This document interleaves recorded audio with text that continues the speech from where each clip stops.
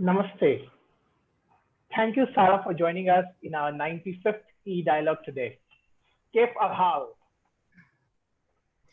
Hello, thank you for having me. Good evening and good morning to each one of you who are joining us from various parts of the world today. I heartily welcome each one of you to our Youth Ki Baat e-dialogue.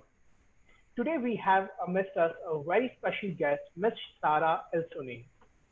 Sarah is a Sudanese-American producer and social marketer based in San Antonio, Texas. She earned her Bachelor's of Business Administration in Management at the University of Texas at San Antonio and works within the university's Department of Global Initiatives. While managing the digital projects for her academic office, Sarah works as the marketing director of Malika, a global grassroots movement that facilitates opportunities for active women leaders to engage in critical reflection and education, building habits of self love, and cultivate action oriented communities. Sarah is the executive producer of the United Nations Association of the USA Youth in Action series, aimed at highlighting young leaders who are actively advancing the United Nations 2030 Agenda for Sustainable Development Goals. To continue her work in issue based narrative through nonfiction storytelling, Sarah will attend the University of College London as a postgraduate student in pursuit of her MA in ethnographic and documentary film this fall. Today, I want to take this opportunity to express my gratitude to each one of you and to all our viewers who haven't been able to join us today for relentlessly supporting us in the past 150 days throughout our past 94th sessions, building the Youth of India community and strengthening us to reach out to more than 2.5 million young people across. Thank you so much, Sarah, for joining us today in this special session. Thank you so much for that wonderful introduction. I'm so honored and happy to be here speaking with everyone today. So, I appreciate your intro, and just a little bit more context about me is that I'm originally from Sudan in North Africa. And I am living in Texas, where I went to college and earned my degree in business management. And at the moment, I'm working as a marketing director for a grassroots movement called Malika, which I'll discuss more in a bit, and also within the Global Initiatives Department at my university, which Salish mentioned. And I just wanted to highlight that growing up, and especially during my time in college, I had many different international experiences that really shaped my perspective and expanded my global awareness on humanitarian issues. And this was very evident to me in countries like Sudan, my own home country, in countries like Egypt, Nigeria, and Syria, where I often spent many summers as a child. And it was then that I realized how eager I was for this to become my life work. And, just working towards construing authentic stories and narratives that highlight people and issues and work to connect people around the world to continue expanding people's intercultural empathy and, attaining a more healthy multicultural understanding of the world. I think this is really interesting. What impresses us the most is that how much you wanted to expand and highlight the issues of people, uh, circumnavigating around the culture across the world. And I think it is culture which unites and binds us together. Yeah, thank you so much, Sarah, for sharing that. At the same time, all of you who are joining us, this month of September is indeed a very special month, not only for India but for across the world. Every year during this month, for the past 75 years, world leaders have come together in sharing the progress of their targets achieved and the goals to be undertaken for the next upcoming year. United Nations as an institution today, in this month, September specifically, celebrates 75 years of its relentless service. This year, more than ever, youth voices are brought in the forefront of the discussions that affect the world. As for the first time, the world leaders have come digitally to address the issues that matters the world the most. In the same way as we celebrate the decade of action and localizing SDGs, youth leaders are coming together in setting up the new ways and the campaigns of leading the SDGs in building back sustainable. Now that we have Sarah with us, Sarah, would you like to share something more of your journey apart from what you already shared for all the young people who are listening to us? Yes, I'll go ahead and share a little bit more about my journey. So, I'm someone who's always deeply interested in attaining sustainability throughout my life. And when I was introduced with the opportunity to work with the United Nations Association on this series, I was very excited to share this information and wisdom on a large scale so that I could leave a lasting impact. And I've taken away many lessons from my work on the series and my investment in what it means to advance the goals and the collaborations that I've had with the people I've met throughout the journey. And I'll definitely touch on that more throughout this session. However, it's really interesting to me to think about how it simply started from a slight interest to something that later built over time. It built with experience, and I became more deeply invested into it the more I was involved. And I think that that speaks a lot to our ability and capacity for this kind of work, because we look at humanitarian issues and it just seems like such an enormous thing that is impossible to alleviate as an individual or even as a community. But it's always important to think about the small effort, the small initial, start of a passion project or an issue that you think that you can work towards, and how that can generate over time when you collaborate with community who shares a shared purpose, who has a shared purpose. And when you can speak with officials and leaders and get funding for your project, and kind of build that global connection, even locally, of course, but globally ultimately, to pursue the project, which would, and of course, advance the any goal that is being worked towards. And of course, this UN has 17 sustainable development goals that are being aimed to met by 2030. But even focusing on one and deep diving into how you can use your talents and your knowledge and strengths to mitigate harm that exists in the world, even through that one goal, is a very powerful thing. And that's something that I've learned along my journey. I've seen how what that's looked like for founders and leaders of these organizations that we'll get into. And just as someone who wants to alleviate their work through the storytelling, it's been very inspiring for me. Listening to you, makes us nostalgic as well. And some of our friends are, putting it that Sarah, even Youth of India as an organization started the journey with a no, and we took no as a new opportunity. And I think that has made all the difference. And what you said of initial interest, which later built on as greater exposures and the experiences that started coming. I think that is exactly how we reconcile with you, and we feel exactly that it is so important to also to collaborate with communities in advancing the SDGs, because shared interests, young people have to come together and lead towards what we call in this decade of action. Thank you so much, Sarah, for sharing this inspiring journey of yours, where you started small and then later you just took on opportunities and built on your interests as well. Today, Youth of India, to specific to share, or maybe young people across the globe, have taken several measures across the country, around the globe, in becoming vocal to what you said for local, and then taking it global.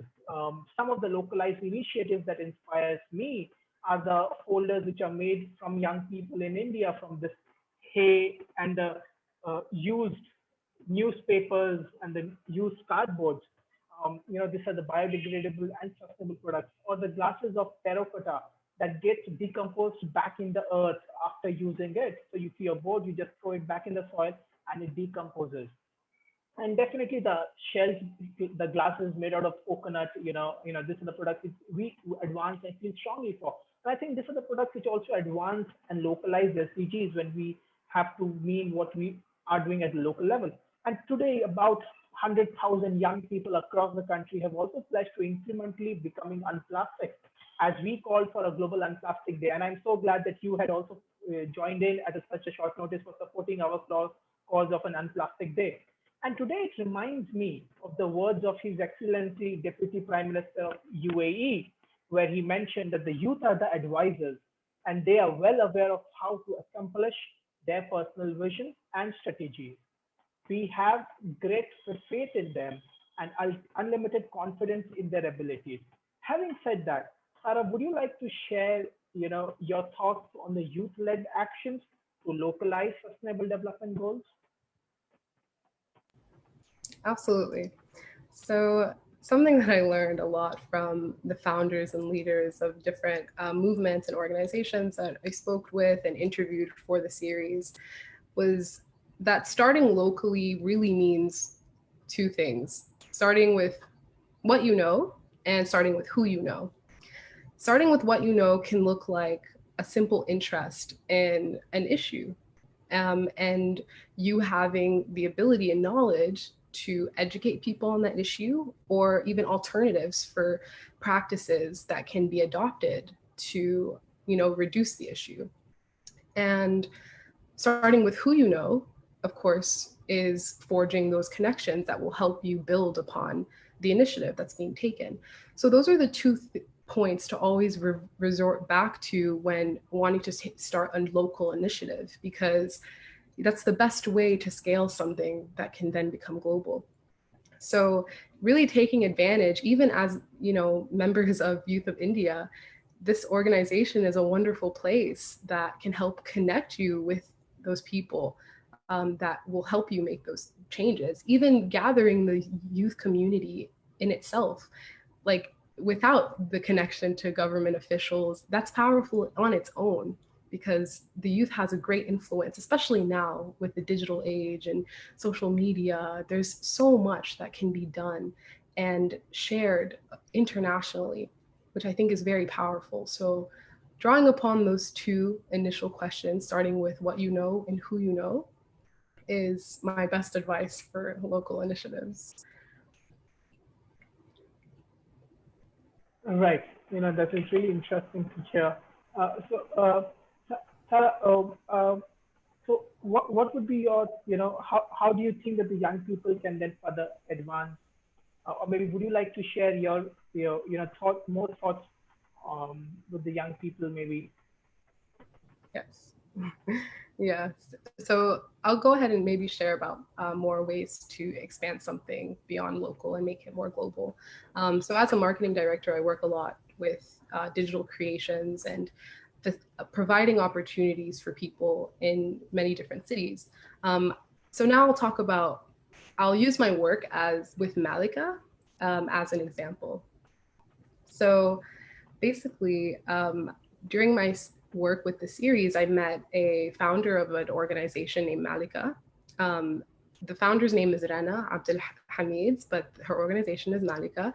And it's basically a gender justice organization for Black, Indigenous, and women of color. And it is made up of a collective of trauma-informed women, trainers, organizers, and facilitators that teach healing justice, they teach economic justice, self-defense, organizing, so that women feel more safe and powerful in the world. And so hearing the story from Rana was really interesting, because Rana started off as a founder of this organization at 16 years old, when she was a victim of a hate-based attack because of her identity as a Muslim woman in New York.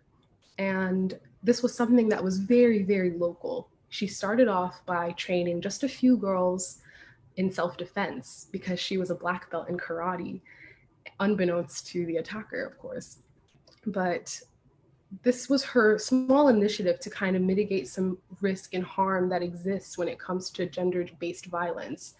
And that small group continued to expand, and the initiative of the organization expanded as well when it tapped into healing and organizing and the economic justice aspects as well.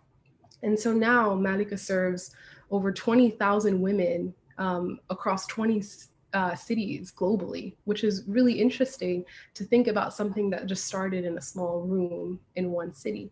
And you may ask, how did this happen? Of course, it happens with the use of marketing, with the use of digital outreach and productions, and even having leads support your initiative in different regions. So for example, there are people in Egypt that are chapter leads of the organization. So they facilitate this training in that country. There's people, of course, in the States. There's also, we have chapter leads in India that do this work as well. So take that sort of expansion is a really powerful one. When you train the trainer, when you can equip people with the knowledge and the tools to go off and do this work within their own communities, that's a domino effect like no other. So education is a huge tool in any initiative that's being taken, because if you can share what you know with an individual, especially across the globe, and encourage them in facilitating their own movement and teachings in collaboration with your initiative, that's, that's outreach on a global scale, and that will continue to foster and grow. So that's something that I've seen grow. And with my work with Malika, it's been very rewarding to see the amount of women that have been trained and, are tapped into this knowledge and these tools. But that also serves as a great example for how something local can become global. And I know I use the example of a gender justice movement, but this really could be implemented in any sort of sustainable development movement as well. That's really interesting to hear, Sarah, to say that, I would also like to highlight what you shared. The two aspects which you shared, who you know and what we know, on how young people can advance SDGs is very important. And I think that was very interesting to understand that what we know, what could be the alternative practices at the local level, and then who we know. Do we know people, maybe, just young people, galvanizing young people, or maybe moving ahead with the administrative, or maybe with the government? I think that was very interesting to hear from you. And then thank you so much for sharing the sustainable practices. And I think how the organization has been expanding, especially the collaborations and the education that is important. I think sharing good practices with each other and then empowering young people across the globe is very important to this. And while we talk about, and it was so inspiring to hear more on the gender aspect and how I think this is completely something that, as an organization as well, and to all of viewers who are watching it, will really inspire. And I think a lot of them would really want to see how they can work towards it, and how, maybe they could contribute to the Indian chapter here. So thank you so much for sharing that with us, Sarah. Absolutely. And before we move on, I actually do have a clip here from, this is a scene from the interview that we hosted with Rana, who's the founder of Malika. And in this clip, she discusses the best ways to kind of begin to initiate a project that would help to advance any goal. And I would love to share that with everyone. Please, go ahead. It's just a couple minutes long, so we'll just watch and then tap back in here. Can you see my screen? Yes. Responsibility. And we sometimes look toward, I know my own personal story, I've always relied on governments and other people to handle issues that I witnessed myself, because I never really felt empowered to do it myself. And I felt like I needed a degree, and I felt like, I needed to gather some experience, working in the real world. And so what do you have to say to that person watching at home right now who's probably thinking that same thing, that's saying, well, I'm not as cool as Rana, or I'm not wherever Jalen is, but I mean, like, I want to create change too. What would be your message to them? I mean, just be start. You would have never became the youth ambassador, right, if you hadn't applied, right? Like, you give yourself 0% chance that you would be accepted if you don't apply. Like, I gave myself 0% chance to be able to vision this world that I had like for a really long time, long to exist in if I don't start. And I know I'm far from that world, right? I know I know the rates of domestic violence. I know the rates of hate-based violence. In fact, I think like the rates of hate-based violence, given like the way reporting has been happening, is higher maybe now based on reporting than it was when I started. Yeah. So you could kind of throw your hands up in the air and be like, things are getting worse. Like, I don't even know why I'm doing this.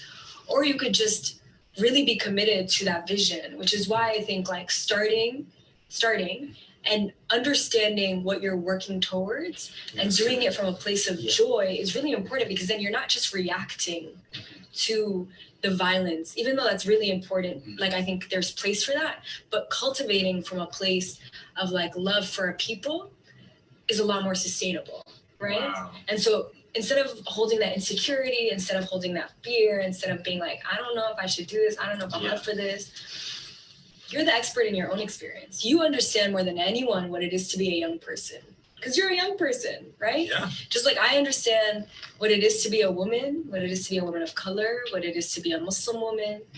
And that's enough for me to be ready to do this work. Wow. That's all that matters. That's amazing. That's enough. It's true. You are. Yeah. Yeah, this is, before you share your thoughts, this is really inspiring, Sarah, and thank you so much. I think Jalen, we had a chance to invite him in the month of April, and he inspires young people. And a very good friend of ours, I think what it is mentioned, I'm so happy with specific something that came up was that there are problems, but we need to start somewhere.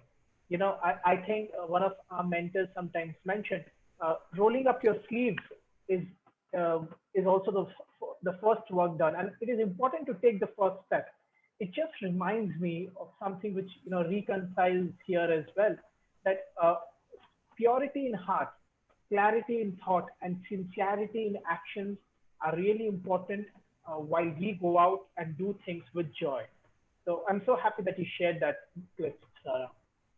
Absolutely. I couldn't agree more with that, to be honest. And something else that Anna said that really resonated with me is starting from a place of joy and a place of a love for humanity, because that doesn't run out, especially when there's more chaos in the world. That's something to always center and ground yourself on to continue the work, which is, critical and important in especially the 2030 goal to achieve these sustainable development initiatives. So that's something that was very powerful for me to listen to, and that I definitely think about often in my daily life and just in my daily work as well. Yeah. So, Sarah, would you like to share maybe, while you were there as an executive producer for Youth in Action series with the UNA USA, could you share with us with some other inspiring youth initiatives that you have met or come across? Absolutely, yes. So on the topic of reducing waste, like you mentioned earlier, someone that I wanted to highlight heavily was Tiana Peck. So we filmed an episode with her, and she is a fashion and beauty industry content creator, and she's also a UN partner. And her work is centered on climate change and partnership for the goals. And as someone who is interested in fashion, I personally take it upon myself to reduce my carbon footprint by purchasing thrifted clothes and using recycled clothes to reduce my support for fast fashion brands, because fast fashion, as we know, is responsible for 92 million tons of waste and per year, actually, and also 20% of industrial water pollution from textile treatments and dyeing. And it's also responsible for 35% of microplastic pollution in our oceans. And this is something that just comes from retail, from clothes. And, this is especially important because at the current moment, the global consumption has risen about 62 million tons of apparel per year, and it's actually projected to almost double by 2030. And this is the same year that everyone wants to achieve these goals by, right? So that's very concerning. But Tiana's initiative really stood out to me because as a UN partner, she works very closely with the executives of major fashion brands like H&M, Michael Kors, and she works as a strategic partner to help them adopt more sustainable practices. And this has definitely made her a dominant voice in the fashion and beauty industries and in the movement of sustainability. She's working with public policy goals to create a circular fashion industry and create greater transparency for consumers about the impacts of their purchase, because many consumers are buying things with very little knowledge about the impacts, and what that means long term. So that was something that I definitely learned a lot from, and it made me more weary of my decisions, my purchasing power, and decisions when shopping from these sorts of brands that aren't reused and recycled. And I wanted to share that another one of the episodes from a young leader who really inspired me was Sukaina. And Sukaina is a global health ambassador with the UN, and she works to aim to end malaria in Africa, because malaria is responsible for almost 500,000 deaths every year, and it's completely preventable and it's treatable. So these deaths are simply due to a lack of resources, and that stands as an issue, obviously. And through her work with the Reach Foundation, she hopes to continue spreading awareness surrounding global healthcare and empower the next generation of young leaders to also leave an impact as it relates to global health. So these two women, and the third woman would be Rena, of course, who I work with now very gratefully. These three women are very, very inspiring and have left tremendous impacts on just the way I navigate my actions in these different categories. And if you want to watch more of the series and listen to their full interviews where they dive deep into their work, how they started, the challenges that they face, the impacts that they've made, and also connecting with them and their organizations, you can watch the series on YouTube. It's under the United Nations Association of the USA. That's their YouTube channel name. And the series is called Youth in Action. And I believe that there should be a link that you all can see on Facebook. So that'll take you to a playlist to listen to all of these leaders. And, it's a wonderful thing to be able to learn from mentors before starting an initiative, because then you reduce all of, maybe the mistakes that you might have made just by simply learning from someone who does the work that you intend to do. So that was extremely powerful for me. And I hope that it's equally as powerful for the audience and those who, listen to the stories.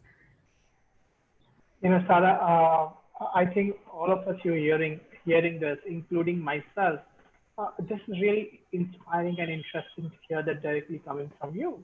And then the very interesting part is that how the focus, it is really important to highlight and navigate the sustainable and the best innovative practices that are being led by women as well. And thank you so much that, that you talked about fashion, you talked about health, and these two are very crucial aspects. And then definitely you talked about Malika as well.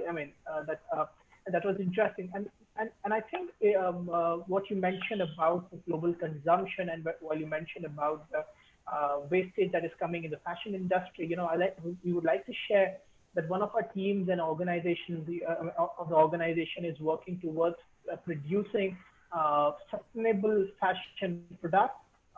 These products are made out of plastic waste. So, we use the plastic waste in curating the products. Maybe, this t-shirt could be made out of single-use plastic waste. Or maybe also, I don't have this product with me at this moment, but we have something called khadi, which is a sustainable cotton in India. So, the handkerchiefs or the products are made by marginalized communities of young women in villages. And then, of course, the jute products as well. So I think, and then in India, the handloom industry, especially, is being led by 72% of them, which is being led are women as well. And so these products which are being made are all sustainable, directly contributing towards a sustainable, fashionable living as well.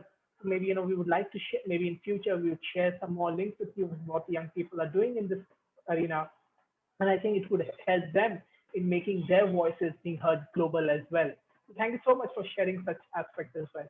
Uh, so, Sarah, do you think would you like to share, among all of these that you talked about and shared with us, did it have any similarity amongst them? Or is it just, I mean, we all know that we all are advancing towards SDGs, but beyond that, is there any similarities between them? Absolutely, yes. So I believe when it comes to this work, there are many shared similarities, although it looks different for different leaders. Um, and a similarity that I would say, which is more general, are the challenges and the courage to continue leading.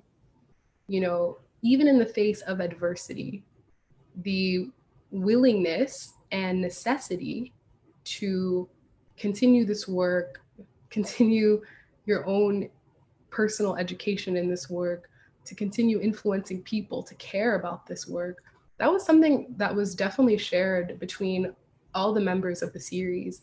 And I saw that, like we discussed earlier, their motives were rooted in the love for humanity, because as we said, that's more sustainable, and that's a really, I think, important thing that was very evident throughout everyone, because the challenges, although they look different, it's challenges that make you feel hopeless. It makes you feel like your work isn't moving anything, it's not making a difference.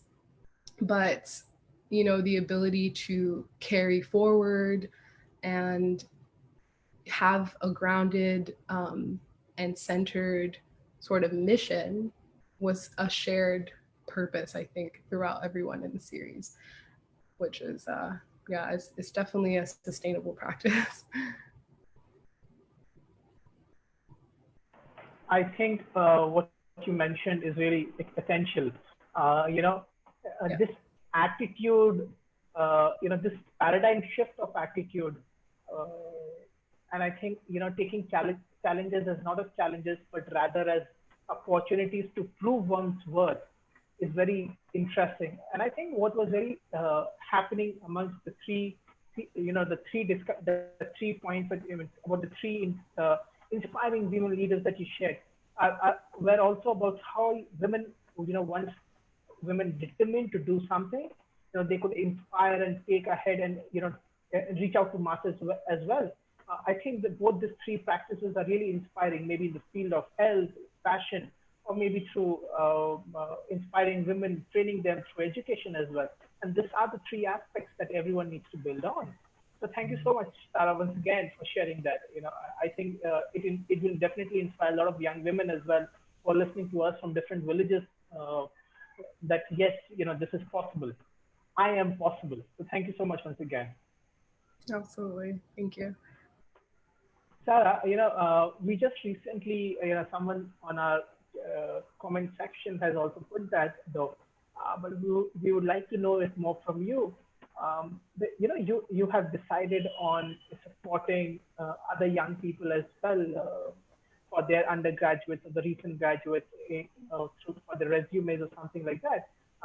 Would you like to share more of why did you plan of helping them, or how do you plan to expand more in the future as well? Yeah. So at the moment in my role at the university that I work with, I'm a co-advisor for international students. So there I help to personally and professionally develop students. But in my time as an undergraduate, I was really involved with a foundation called the St. Baldrick's Foundation. And that is a foundation that's rooted in discovering promising research and solutions and a cure for childhood cancer. So I did annual fundraisers for this foundation. And what that looked like was, of course, implementing my marketing skills, but also storytelling why the work is important and why people should care. So with my 3 years of experience in that foundation, or advocating for the foundation, something that I learned was, yeah, definitely the importance of creating a narrative that can captivate people who might not even be interested in your purpose, but who can, kind of open up and see your perspective and understand why they need to care about this and why it shouldn't be a choice. So that's like one tool that, or a quick tip that I could offer when it comes to that, and something that has worked for me personally. But in my position now, where I co-advise international students, that, a lot of that just looks like helping the students within the community and within the campus college, right?